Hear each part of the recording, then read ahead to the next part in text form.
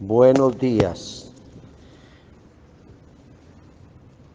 Atendiendo a la invitación del Señor, celebramos la Eucaristía en este sábado de la octava de Pascua. Celebramos con mucho amor, con mucha fe.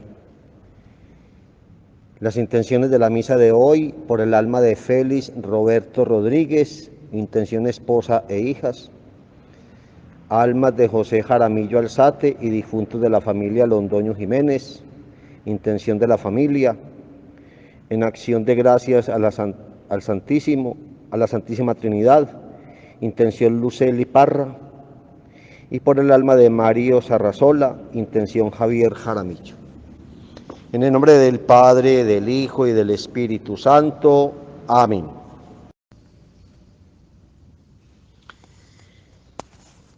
Hoy la palabra de Dios nos presenta las dos caras de la moneda.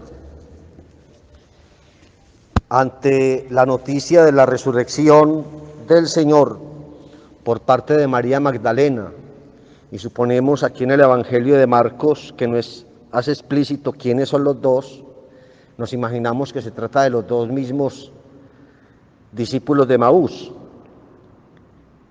Ellos no creen, los apóstoles no creen. Hay una fe todavía incipiente, hay más bien un ambiente de derrota. Todo como que ha claudicado en la muerte de Cristo. Esa puede ser nuestra condición de seres humanos, a veces muy fervientes en la fe, otras veces decaídos en la fe, otras veces como a medio punto. Y la verdad es que nosotros como cristianos tenemos que mantener siempre la fe en alto. No nos podemos dejar amedrentar de los sucesos cotidianos adversos a nuestras aspiraciones para declinar en la fe. Por el contrario, en esos momentos difíciles que vemos como oscuros para nuestra sensibilidad humana, tenemos que acudir a la luz de Cristo resucitado. La otra cara de la moneda la vemos en esa fe constante de Pedro y los apóstoles que habían sido requeridos por el tribunal de los sumos sacerdotes para que dieran testimonio acerca de lo que ellos habían hecho en nombre de Jesús, que un tullido de nacimiento recobrara las fuerzas y pudiera caminar por sí solo. Esas son las dos caras de la moneda. Pero ¿cómo ubicamos esas dos caras de la moneda?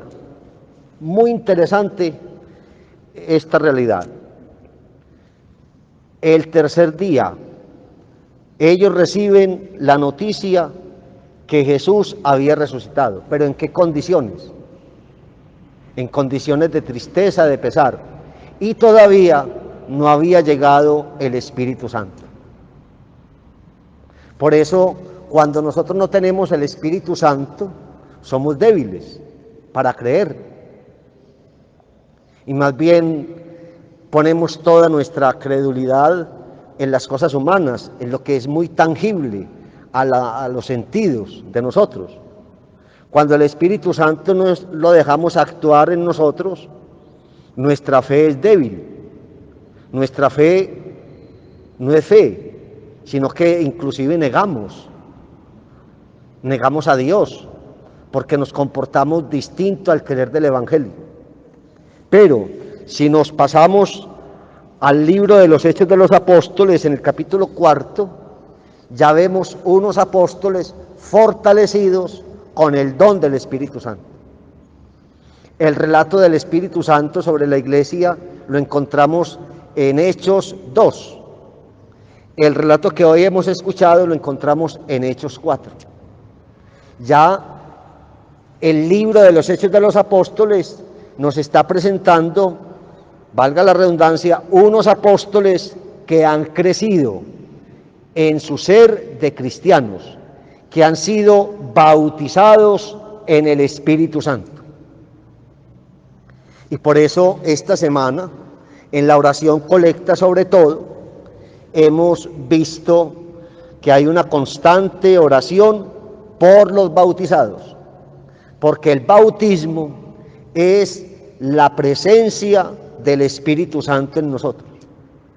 No podemos adquirir el Espíritu Santo si no es a través del bautismo en el nombre del Padre, del Hijo y del Espíritu Santo. Y entonces se conjugan las dos realidades.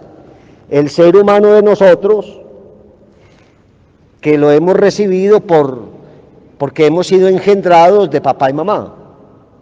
Pero se conjuga aquella otra realidad, la participación en la vida de Dios por el don del Espíritu Santo. Por eso hay que dejar actuar el Espíritu Santo. Mire, aquellos apóstoles sin espíritu son débiles, frágiles, no creen. Los mismos apóstoles, con el don del Espíritu Santo, se enfrentan a los sumos sacerdotes y Pedro hace una pregunta crucial a los sumos sacerdotes. ¿Será que le tenemos que obedecer primero a los hombres que a Dios? Es enfrentarse a la autoridad. Y sin embargo, impulsado por el Espíritu Santo, tiene esa fuerza, tiene esa valentía. Nosotros, también revestidos de ese don del Espíritu Santo, nos tenemos que enfrentar a posiciones radicales que encontramos en muchas personas, en contra de Dios, en contra de Jesucristo, en contra de la iglesia. Nos tenemos que poner en el lado del Espíritu Santo y enfrentar. Y la manera de enfrentar no es pelear, la manera de enfrentar es vivir un testimonio de vida cristiana, vivir en la luz que nos da el Espíritu Santo.